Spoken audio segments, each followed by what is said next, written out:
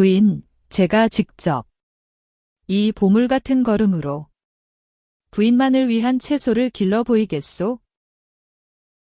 펑서방의 눈은 초롱초롱 빛나고 있었지만 부인의 얼굴에는 걱정스러운 미소가 번집니다. 대체 이 순진한 새신랑에게는 어떤 예측 불허의 사건들이 펼쳐질까요? 오늘 모모야담이 들려드릴 이야기는 바로 이철부지 펑서방의 걸음 대소동입니다. 구독과 좋아요로 함께 해주세요. 자, 이야기 속으로 들어가 볼까요? 혼례를 올린 지 얼마 되지 않은 풋풋한 시절, 양반가의 새신랑 펑서방은 하루하루가 늘 즐겁고 신기했습니다. 그의 곁에는 곱고 지혜로운 부인이 있었으니 펑서방에게는 더할 나위 없는 행복한 나날이었지요. 펑서방의 순수한 마음은 늘 부인을 향해 있었습니다. 어떻게 하면 사랑스러운 부인을 더욱 기쁘게 해줄 수 있을까? 펑서방은 매일같이 고민하고 또 고민했죠. 그러던 어느 날 펑서방은 문득 뒷마당 한쪽에 자리한 넓은 빈터를 보게 됩니다. 흙이 비옥해 보이는 그곳에서 무언가 특별한 일을 해낼 수 있을 것 같은 강한 예감이 들었죠. 이곳에 부인이 좋아하는 채소를 직접 길러보면 어떻겠소? 텃밭을 만들어 싱싱한 채소를 매일 먹을 수 있다면 좋을 것 같은데 말이요. 펑서방은 부인에게 서툰 말솜씨로 자신의 아이디어를 이야기했습니다. 부인 역시 펑서방의 순수한 마음에 감동하며 고개를 끄덕였습니다. 서방님께서 직접 길러주신다면 그 어떤 진귀한 산의 진미보다 귀할 것이어요. 서방님의 마음만으로도 제겐 큰 기쁨이랍니다. 펑서방은 부인의 지지에 힘입어 곧바로 텃밭을 만들 채비에 나섰습니다. 그는 오랫동안 일해온 노련한 일꾼에게 텃밭 가꾸는 법을 묻기로 했지요. 채소를 잘 기르려면 어떻게 해야 하오? 부인에게 가장 좋은 채소를 선물하고 싶으니 비법을 알려주시오. 펑서방은 눈을 반짝이며 물었습니다. 일꾼은 말없이 씨앗과 흙을 번갈아 바라보더니 마침내 퉁명스럽지만 진심이 담긴 목소리로 입을 열었습니다. 나리, 채소를 잘 기르시려면 무엇보다 걸음이 최고이옵니다. 땅심을 돋우는데 이만한 것이 없지요. 펑서방의 눈이 휘둥그레졌습니다. 걸음이라니. 그는 난생 처음 듣는 말에 호기심을 감추지 못했지요. 걸음이라? 그것이 대체 무엇이오? 땅심을 돋운다니 꼭 보물과도 같은 것이오. 일꾼은 펑서방의 순진한 반응에 옅은 미소를 지었습니다. 그는 펑서방에게 걸음의 중요성과 만드는 방법을 간략하게 설명해 주었죠. 닭똥이나 소똥 같은 동물들의 분뇨를 발효시켜 사용한다는 이야기였습니다. 설명을 들은 펑서방의 얼굴은 활짝 피어났습니다. 그는 걸음이야말로 부인을 기쁘게 해줄 귀한 보물이라고 확신했죠.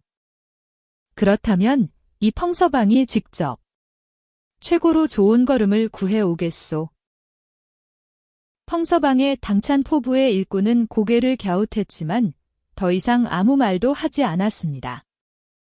그저 젊은 나리의 순수한 열정이 어디까지 이어질지 지켜보는 눈치였지요. 부인은 펑서방의 엉뚱한 결심을 전해 듣고는 슬그머니 미소를 지었습니다. 그의 순수한 마음은 너무나도 아름다웠지만 앞으로 벌어질 일들을 예상하는 듯 눈빛에는 작은 장난기가 서려 있었죠. 펑서방은 부인의 미소를 보며 더욱 용기를 얻었습니다. 그는 부인이 자신의 텃밭에서 직접 기른 채소를 먹고 행복해할 모습을 상상하며 벌써부터 가슴이 벅차오르는 것을 느꼈습니다. 펑서방은 더는 지체할 수 없다는 듯 당장이라도 텃밭을 일굴 기세로 종종 걸음을 재촉했습니다. 그의 눈빛은 이미 탐스러운 채소들로 가득 찬 텃밭을 그리고 있었죠. 그는 창고에서 지프로 엮은 삼태기를 꺼내 들었습니다. 평소라면 거들떠보지도 않았을 투박한 도구였지만 지금 펑서방에게는 세상을 바꿀 보물처럼 보였죠. 거름을 구하기 위해 가장 먼저 향한 곳은 닭장이었습니다. 꼿꼿해거리는 닭들이 분주하게 모이를 쪼아 먹는 소리가 울려 퍼졌고 펑서방은 주저없이 닭장 안으로 발걸음을 옮겼습니다. 발 아래 널려있는 닭똥을 본 펑서방은 코를 살짝 찡그렸지만 이내 눈을 감고 심호흡을 했습니다. 이것이 바로 채소를 살찌울 귀한 보물이다. 스스로를 다독이며 굳은 결심을 하는 듯했지요. 그는 조심스럽게 삼태기를 바닥에 내려놓고 그 안에 닭똥을 긁어모으기 시작했습니다. 옷자락에 흙먼지가 튀고 손은 이미 거름으로 더러워졌지만 펑서방은 아랑곳하지 않았습니다. 닭똥을 어느 정도 모은 펑서방은 다음 목표인 마구간으로 향했습니다. 그는 콧노래를 흥얼거리며 발걸음을 재촉했고 왠지 모를 뿌듯함이 그의 어깨를 으쓱하게 만들었습니다. 마구간에 들어서자 말들의 히잉거리는 소리와 함께 묵직한 냄새가 코를 찔렀습니다. 펑서방은 이내 반짝이는 눈으로 마구간 구석을 살펴보더니 크게 소리쳤습니다. 찾았다. 바로 이것이오. 그가 발견한 것은 다름 아닌 말똥 덤이었습니다. 그는 말똥을 마치 금덩이라도 찾은 듯 소중하게 바라보았고 황홀한 표정으로 삼태기를 내려놓았습니다. 외양간 일을 돕던 하인은 펑서방의 모습을 보고는 피식 웃음을 터뜨렸습니다. 도련님, 그러한 것을 왜 직접 줍고 계십니까? 저희가 하면 될 것을요. 그의 말에는 어이없음과 함께 약간의 안쓰러움이 섞여 있었죠. 이것은 내가 직접 부인을 위해 기를 채소를 위한 것이니 다른 이의 손을 빌릴 수 없네. 펑서방은 하인의 도움을 단호히 거절하며 이번엔 소똥을 더욱 열정적으로 삼태기에 담았습니다. 그의 순수한 열정 앞에서 하인은 더 이상 말릴 수 없었습니다. 그저 펑서방이 다치지 않도록 조용히 주변을 정리해주며 묵묵히 그를 돕는 듯했지요. 펑서방은 닭똥과 말똥, 소똥으로 가득 찬 삼태기를 들고 집으로 향했습니다. 꽤나 무거웠지만 그의 발걸음은 깃털처럼 가벼웠고 얼굴에는 아이처럼 해맑은 미소가 떠나지 않았습니다. 그는 부인에게 멋진 텃밭을 선물할 생각에 설레었고 자신의 노력으로 맛있는 채소가 자라날 날을 벌써부터 손꼽아 기다렸습니다. 드디어 집으로 돌아온 펑서방은 뒷마당 한쪽 구석, 아내가 가꾸고 싶다고 말했던 바로 그 텃밭 자리에 삼태기 속 거름을 조심스럽게 쏟아냈습니다. 소똥과 닭똥, 그리고 이름 모를 여러 동물의 분뇨가 뒤섞인 거름은 제법 커다란 산을 이루기 시작했습니다. 그는 한 번, 두 번, 수없이 많은 삼태기를 나르며 거름 더미를 점점 더 높이 쌓아 올렸습니다. 마치 보물이라도 쌓아 올리는 듯 신중하고도 뿌듯한 표정이었죠. 그 과정에서 풍겨오는 지독한 냄새는 이미 뒷마당을 가득 채우기 시작했습니다. 해가 서산으로 기울고 저녁 무렵이 되자 그 냄새는 굳게 닫힌 문틈을 비집고 기와집 안으로 스며들었습니다. 부엌에서 저녁 준비를 하던 하인들은 연신 코를 킁킁거리며 서로를 바라보았고 심지어 밥상에 앉은 가족들까지도 미묘하게 인상을 찌푸리기 시작했죠. 그러나 펑서방은 전혀 개의치 않는 듯 했습니다. 오히려 냄새가 진할수록 거름의 효능이 더 좋다는 어디선가 들은 이야기를 떠올리며 자신의 작업에 더욱 큰 확신을 가지는 듯 했지요. 다음 날 아침, 뒷마당은 또 다른 손님들로 북적였습니다. 어제 밤새 쌓아 올린 거름 더미 주변으로는 수많은 파리떼가 윙윙거리며 날아다녔고 그 아래로는 작고 까만 벌레들이 바삐 움직이기 시작했습니다. 바로 소똥꾸리들이었지요. 이 광경을 목격한 하인들은 기겁하며 멀리 떨어졌지만 펑서방은 또다시 기이한 반응을 보였습니다. 펑서방은 벌레들이 자신의 보물에 이끌려 모여드는 모습이 신기하고 재미있는 듯 쪼그려 앉아 한참을 바라보았죠. 한편 부인은 점점 심해지는 악취와 꼬이는 벌레들로 인해 걱정이 커져갔습니다. 그녀는 펑서방이 애써 만든 텃밭이 집안에 해를 끼칠까 염려되어 조심스럽게 말을 건넸습니다. 서방님, 그 거름이 채소에 좋다는 것은 알겠사오나 냄새가 너무 지독하여 집안까지 스며드는 듯하옵니다. 게다가 벌레들까지 꼬이니 이대로 두는 것이 괜찮을런지요? 그녀의 목소리에는 남편을 염려하는 다정한 마음이 담겨 있었지요. 하지만 펑서방은 부인의 걱정에도 불구하고 그저 고개를 갸웃거릴 뿐이었습니다. 그는 자신의 보물을 향한 확신으로 가득 찬 얼굴로 답했습니다. 부인, 이 향기로운 냄새가 바로 거름이 제 역할을 다 하고 있다는 증거이요. 채소가 얼마나 잘 자랄지 벌써부터 기대되지 않소? 이 벌레들도 모두 거름이 좋아서 모여드는 것이니 염려 마시오. 펑서방의 눈에는 악취도 벌레도 보이지 않는 듯 했습니다. 오직 그의 눈앞에는 무럭무럭 자라날 싱싱한 채소들만이 가득했지요. 부인은 더 이상 말을 잇지 못하고 한숨을 쉬며 고개를 돌렸습니다. 펑서방의 거름 더미에서 풍기는 냄새는 이제 뒷마당과 기와집을 넘어온 동네로 퍼져나가기 시작했습니다. 이웃집 사람들은 밥을 먹다가도 멈칫하며 코를 막았고 지나가던 행인들도 얼굴을 찡그리며 발걸음을 재촉했습니다. 하지만 정작 원인인 펑서방은 그 모든 상황을 마치 연기처럼 흘려보내며 자신의 향기로운 보물을 뿌듯하게 바라보는 매일이 계속되었습니다. 그러던 어느 날 아침, 펑서방은 여느 때처럼 활짝 웃는 얼굴로 뒷마당의 거름 더미로 향했습니다. 오늘도 탐스러운 채소밭을 상상하며 부푼 마음으로 거름을 바라보았지요. 하지만 이내 펑서방의 얼굴에서는 웃음기가 사라지고 대신 당황한 기색이 역력해졌습니다. 아무리 보아도 거름 더미의 크기가 어딘가 줄어든 것 같았거든요. 그는 고개를 갸웃거리며 손으로 거름을 뒤적여 보았습니다.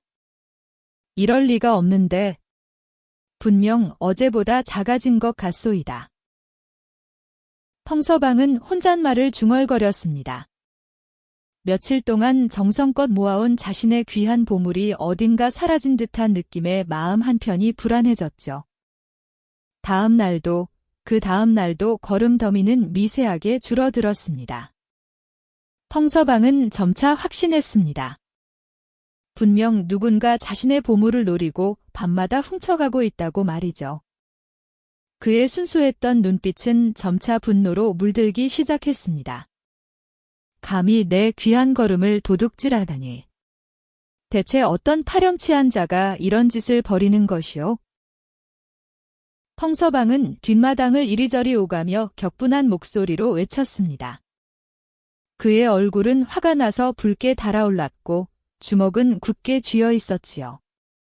이소란의 부인이 조용히 다가와 걱정스러운 눈빛으로 물었습니다.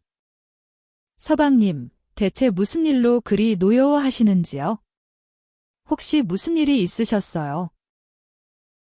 그녀의 목소리는 차분했지만 펑서방의 분노는 쉽게 가라앉지 않았습니다. 부인, 이 무슨 당치도 않은 일이요. 누군가 밤마다 내 귀한 거름을 훔쳐가고 있소이다.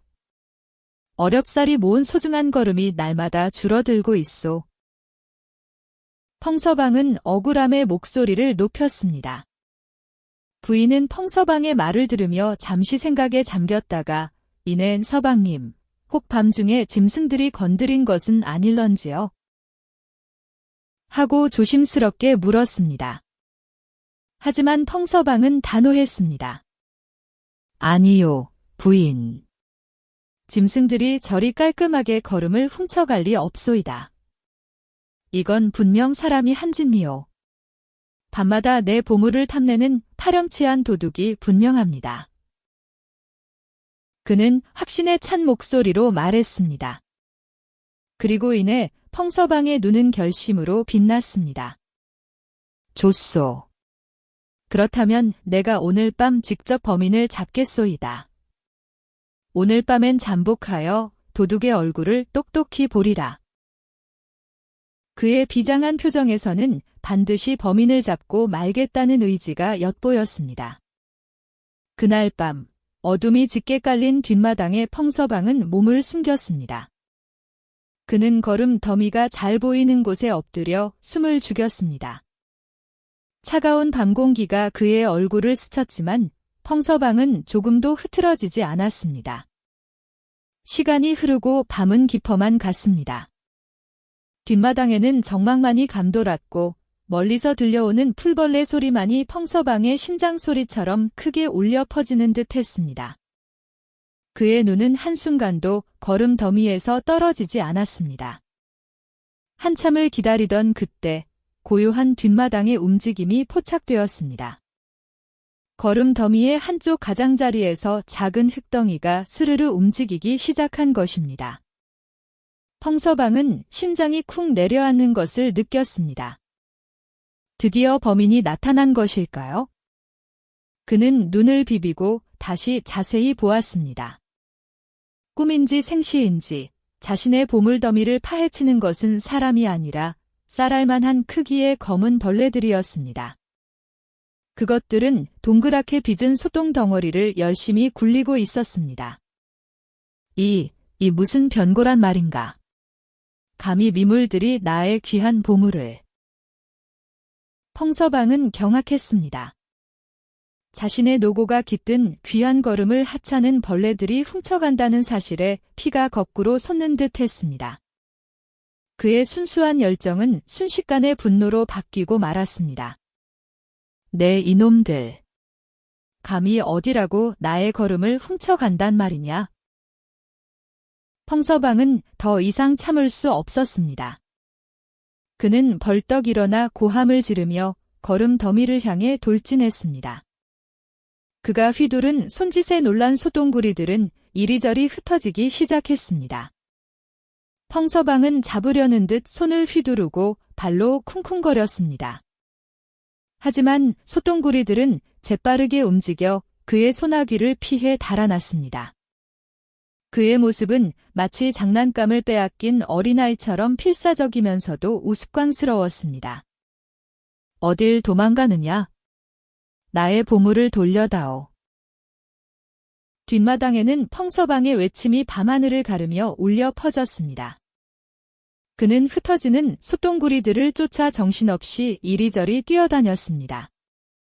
한 마리를 겨우 잡으려 하면 다른 여러 마리가 도망가고 또 다른 곳에서 걸음 덩어리를 굴리는 모습을 발견하면 그쪽으로 달려갔습니다. 그는 점점 더 과격해지는 움직임으로 마당을 헤집고 다녔습니다.